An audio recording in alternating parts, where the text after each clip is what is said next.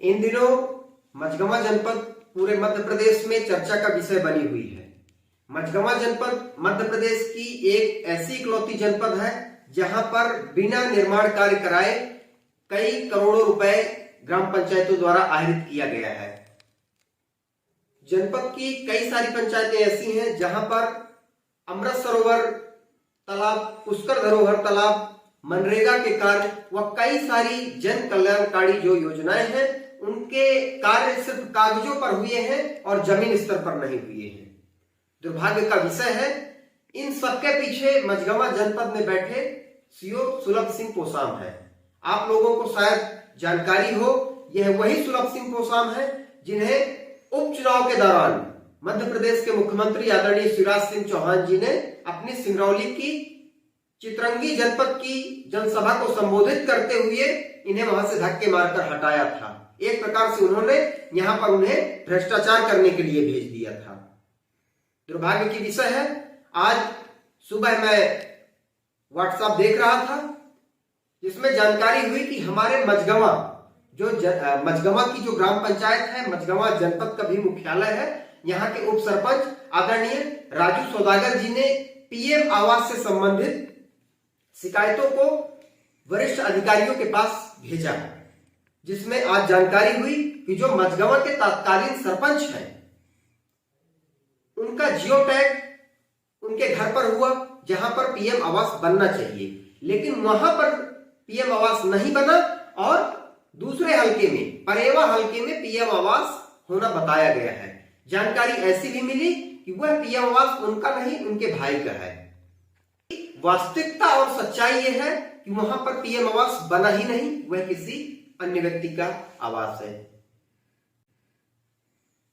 साथ में कई रोजगार सहायक, कई सचिव ऐसे हैं जो अपने परिवार के लोगों को, अपने रिश्तेदारों को उन्होंने पीएम आवास जैसी योजनाओं को और समग्र स्वच्छता अभियान के शौचालय जैसी योजनाओं से लाभान्वित किया है। एक घर में 3-3, 4-4 लोगों को शौचालयों का पैसा दिया है, लेकिन जो वास्तव में पात्र है, हमारे क्षेत्र का जो हरिजन है, आदिवासी है, वनवासी भाई है, वह उन मूलभूत सुविधाओं से वंचित है।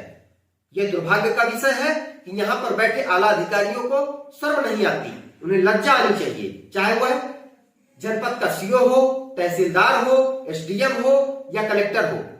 बड़े दुर्भाग्य की विषय की बात है कि हमारे सतना जिले में एक योग्य और युवा कलेक्टर आए हुए हैं। जब इन्होंने अपना पदभार संभाला तो लोगों में एक खुशी का माहौल हुआ कि एक नए आईएएस आए हैं, अब भ्रष्टाचार मुक्त सतना होगा, लेकिन ऐसा कुछ देखने को नहीं मिला है। लगातार सीओ पूरी तरह से भ्रष्टाचार कर रहे हैं। इनके एपीओ हैं रामजी सिंह, इनके एपीओ हैं, इन्हें कलेक्टर द्वारा सस्पेंशन का नोटिस जारी हुआ, लेकिन आज दिनांक तक क्या कार्रवाई हुई? कई सारी ऐसी सड़कें हैं जिनका पैसा आहरित कर लिया गया है, लेकिन वो सड़कें आज दिनांक तक नहीं बनी। चुनाव के समय की स्वीकृत सड़कें हैं, आज सरपंच सचिव द्वारा उन सड़कों का निर्माण कार्य करने के लिए कहा जाता है कि जब तक हमारा कमीशन फिक्स नहीं होगा तब तक हम निर्माण कार्य नहीं करेंगे। यह बहुत बड़े दुर्भाग्य का विषय है। आज भाजपा की सरकार मध्य प्रदेश में होने के कारण भाजपा के नेता अधिकारियों को अपना एजेंट बनाए हुए हैं। सीओ और तहसीलदार एक भाजपाई एजेंट के रूप में काम कर रहे हैं। ना उनको गरीबों से मतलब, ना गरीबों को किसी प्रकार की जनहित की सुविधाओं को पहुंचाने से मतलब है।